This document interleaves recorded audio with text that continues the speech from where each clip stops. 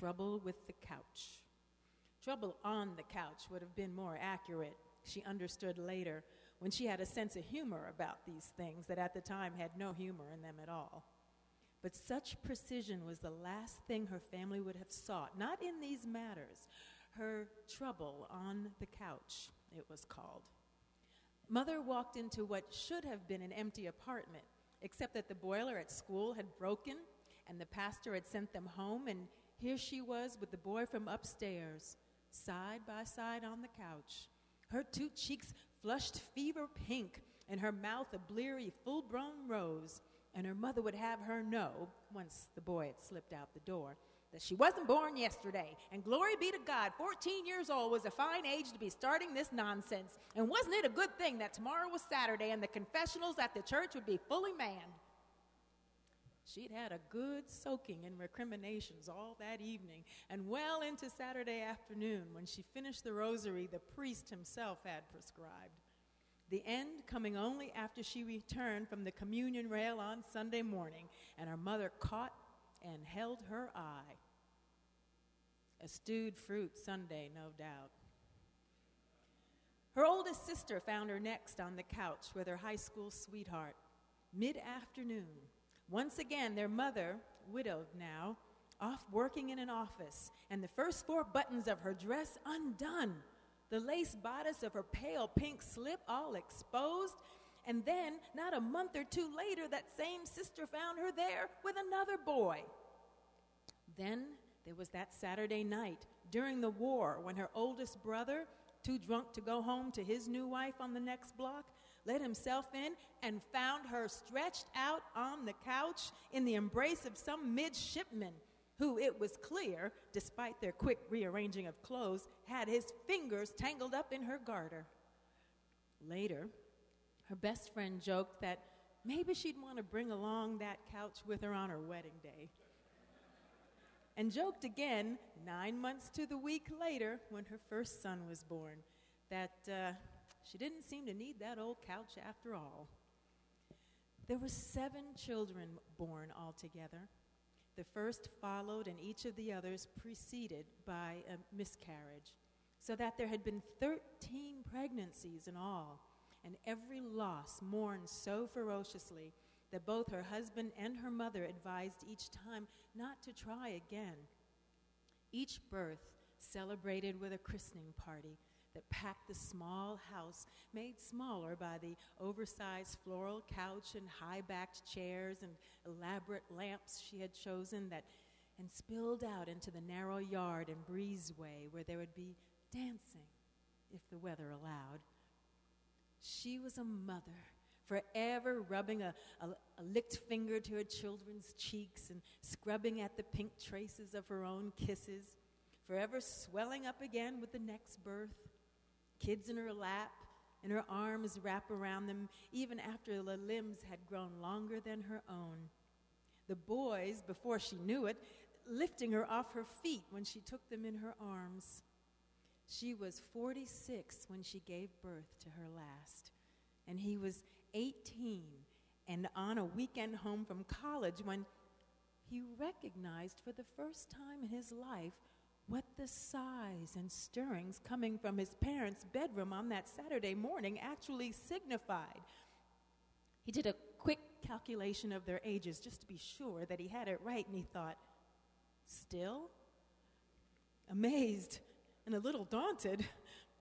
And then there was the Christmas some years later when one of them had given their parents a nostalgic collection of music and listening to Bing Crosby sing in his slow, sleepy way, "Ba-ba-ba-ba, kiss me once and kiss me twice and kiss me once again."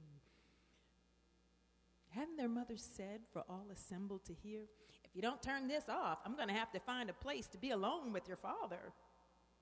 And hadn't he and his siblings, every one of them, well versed by then in the matters of love and sex, sat dumbfounded, calculating no doubt, 71, 72, still? Shades of the trouble with the couch, she took her husband's hand in his last days and unbuttoned her blouse and didn't seem to care a bit who saw her. doctor or nurse, son or daughter or grandchild or older sister who never married herself and couldn't help but say out in the waiting room, "Now, really?" She leaned forward now and again to whisper to him, even after he was well past hearing, her open lips brushing both the surgical tape that secured the respirator in his mouth and the stubbly gray beard of his cheek. Growing plump in her widowhood, though she was the first to admit she'd never been what you'd call thin, she traveled in busloads of retirees, mostly widows, although occasionally a man or two, and only missing a museum trip or a foliage tour or a luncheon with a cocktail at this or that historic site or country inn if a grandchild was in need of minding. What she could do best, her own daughters marveled at, who else would have the patience, was sit for hours and hours at a time with a colicky baby over her shoulder or a worn-out toddler on her knee and talk or sing. She told nonsense stories, more sounds than substance, or singing every tune in her lifetime repertoire from the Beatles songs to ancient hymns, hypnotizing the children somehow, her sons and daughters were sure of it, into sleep or sometimes just dazed contentedness. Tucked under her arm or under her chin, seconds, minutes, then hours ticking by, the bars of summer or winter, late afternoon or early morning sunlight moving across them, across the length of the room, and neither of them, adult nor child, seemed to mark the time gone by.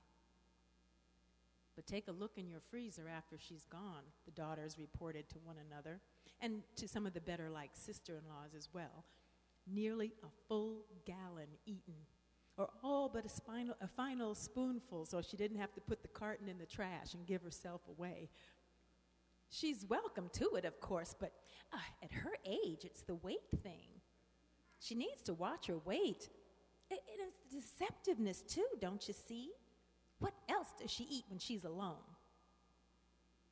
Alone in an apartment now, ever since the night a stranger crept up the breezeway and broke the kitchen window and made off with her purse, the portable TV, and the box silver in the dining room, which had been her mother's, she licked chocolate pudding from the back of a spoon.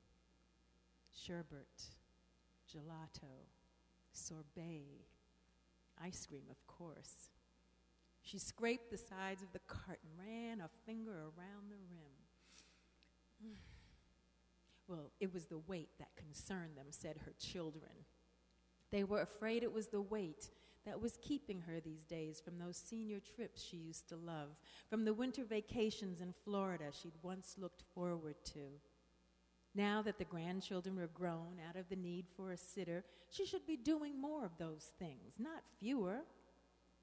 They solicited a talking to for their mother from her doctor, who instead reminded them that she was past 80 and healthy enough and free to do what she liked. Peach, strawberry, reliable vanilla, rocky road, butter pecan, and mint chocolate chip.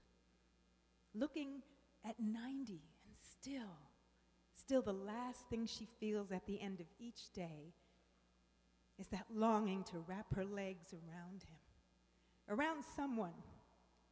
The pleasure of the taste, of loading up a spoon and finishing it bit by bit, and then taking another spoonful and another. One kind of pleasure enhanced by stealth and guilt when it's someone else's carton, someone else's home in the middle of the night. Another kind when it's her own, and she carries her bowl in full light to the couch before the television in the living room. Forbidden youthful passion and domestic married love. Something like that anyway, if you want to extrapolate. If you want to begin with the ice cream dishes licked clean by a girl who is now the old woman past all usefulness, closing her eyes at the first taste. If you want to make a metaphor out of her lifelong cravings, something she is not inclined to do, pleasure his pleasure.